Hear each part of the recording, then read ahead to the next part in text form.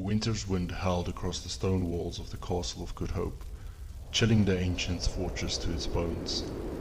I adjusted my scarf as I entered the gate, watching my breath mist in the cold air. There was something about this place that had always intrigued me. Maybe it was the history, or maybe it was my artistic fascination with the macabre. I came to Cape Town to escape the pressures of my studies in the Netherlands, but I found myself drawn to the haunted stories surrounding this castle. The crowd of tourists moved around me, but I quickly slipped away, disappearing into the shadows of a narrow corridor.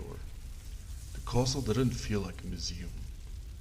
It felt alive, a relic of centuries of dark history.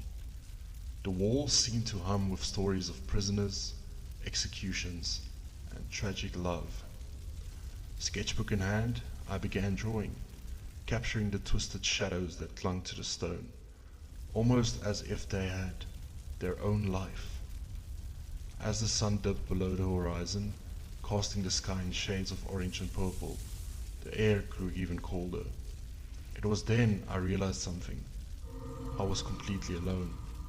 The tourists were gone, and even the guards had vanished. A chill ran through me, but I couldn't resist the pull to explore deeper. Curiosity outweighed fear as I moved further into the fortress.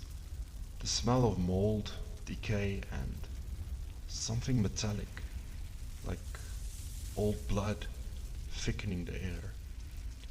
In a forgotten corner I found a small, locked door. The wood was cracked, and the rusted hinges looked fragile, but I couldn't shake the feeling that something behind that door was calling me. It wasn't just curiosity. It felt like a command. "Don't open it!"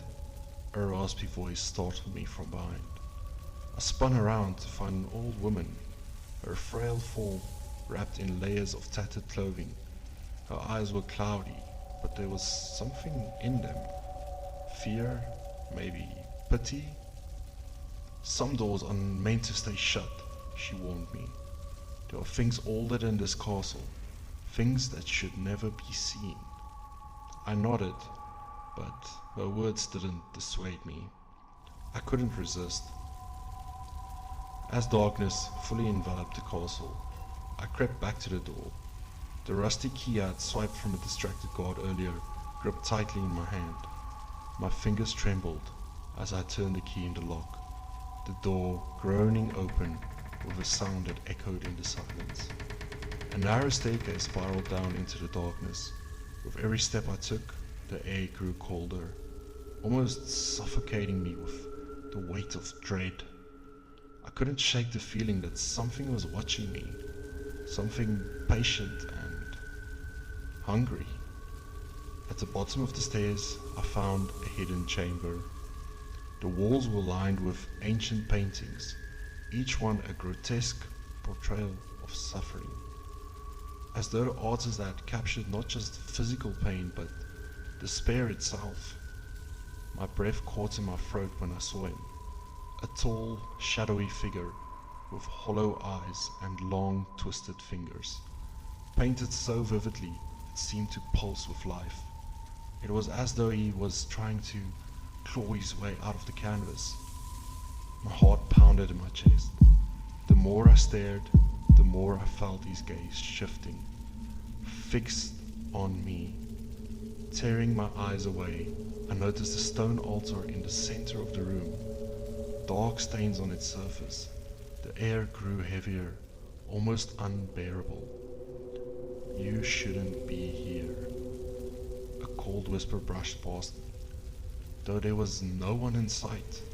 I spun around, trying to find the source, but all I saw were the paintings that were beginning to move. The shadowy figure from the canvas stepped out of the painting, fully formed, as if the boundaries between art and reality had dissolved. His hollow eyes bored into mine, endless voids of darkness.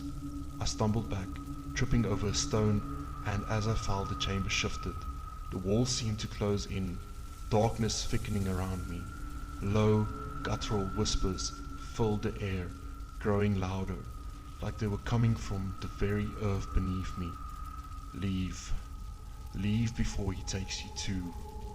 The voices warned in a chorus of despair, but it was already too late. The figure reached for me, his hands icy and insubstantial, like smoke solidified upon contact. He whispered a name. Alric. The warden from the castle's darkest days. I remembered the legend. He had sold his soul for power, feeding on the fear of prisoners until they were nothing but hollow shells. His body was long gone, but his spirit remained, hungry for anyone foolish enough to wander into his domain. I screamed, scrambling to my feet and trying to run, but the exit was gone. The walls rippled, distorting, closing in on me. Panic clawed at my throat. Suddenly, the old woman appeared again, but this time her eyes were clear, sharp. She raised a crude, hand-carved cross and began chanting in a language I couldn't understand. The figure recoiled, flickering as if he was losing his form, but his hollow eyes stayed fixed on me, filled with rage. "Run!" she shouted. I didn't need any more encouragement. I sprinted through the shifty walls, feeling the cold stone closing in around me like fingers trying to pull me back. I reached the staircase and raced up, each step feeling heavier than the last. As I slammed the door behind me, a howl echoed through the air. Whether it was the wind or him, I couldn't be sure. Panting, I collapsed against the cold stone, staring at the door. It had returned to its original state, old, cracked, like nothing had happened. The woman was gone. I fled that castle, cutting my holiday short. No matter how warm the summer sun felt back in the Netherlands, I could never shake the chill that had taken root deep in my bones.